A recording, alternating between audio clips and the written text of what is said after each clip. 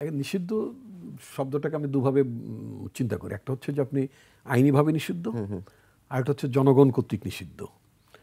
আপনি যদি কোনো যেমন ধরুন মনে করেন, আমি পার্সোনালি মানে আমি তো মেডিটেশন করা লোক। আচ্ছা। তো আমি ওই কোনো জাতীয় আপনার মানে কি বলে সেভনাপ, কোক এই সমস্ত কোনো কিছু, এগুলো স্বাস্থ্যের জন্য খারাপ, আমার মাথায় ঢুকিয়েছে যে না এটা খাওয়া যাবে না, এগুলো ভালো না, এগুলো ভালো না। ঠিক আছে, তো আমি এটা ফলো করি, আমি এটা মেনে নিয়েছি।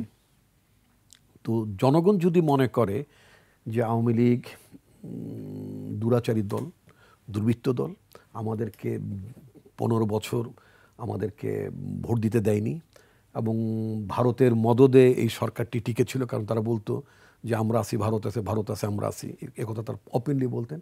বাংলাদেশের জনগণ যদি মনে করে যে ভারতের চাওয়ার কোনো দলকে আমরা ভোট দেব না, ক্ষমতায় বসাবো না, তাকে এমনকি বিরোধী দলের আসনে বসাবো না, এটু কিন্তু এক ধরনের নিষিদ্ধ।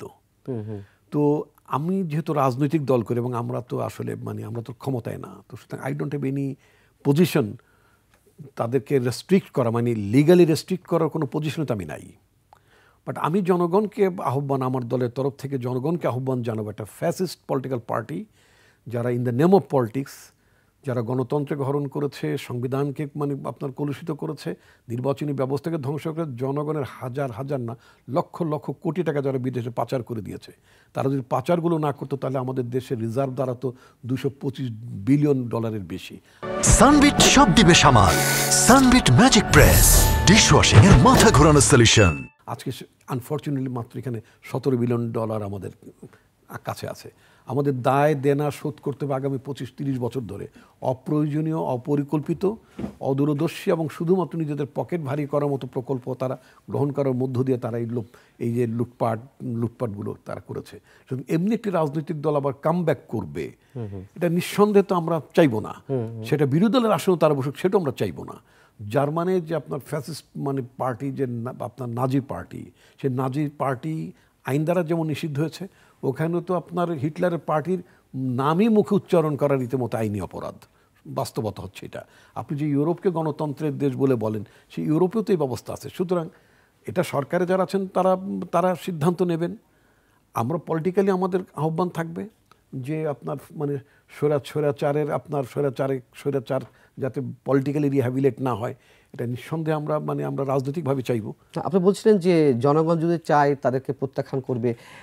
নিষিদ্ধ করা না করা তো একেবারে অবশ্যই সব রাজনৈতিক দলগুলো বসে এক ধরনের নীতিগত সিদ্ধান্ত নেওয়ার ক্ষেত্রে, যেহেতু নিষিদ্ধ হয়নি, এখন জনগণ চাওয়া না চাওয়ার বিষয়টি এটির ব্যারোমিটার না, এটা কি আপনার ব্যারোমিটার অবশ্যই নির্বাচন, গণতান্ত্রিক।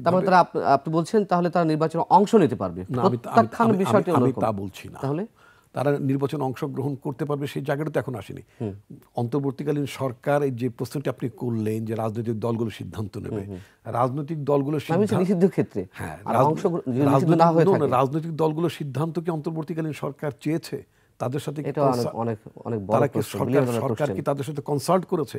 সরকার তাদের সাথে কনসাল্ট না করে যদি সরকারের আশেপাশের কোনো লোকজন যদি বলে যে বিএনপি এইটা চায়, বিএনপি আওয়ামী লীগকে রিহ্যাবিলেট করতে চায়, এই সমস্ত বাজে বাকওয়াস কথাবার্তা বলার কোনো পরিবেশ আছে, কোনো সুযোগ আছে? I would like to say this is বাকওয়াস কথাবার্তা।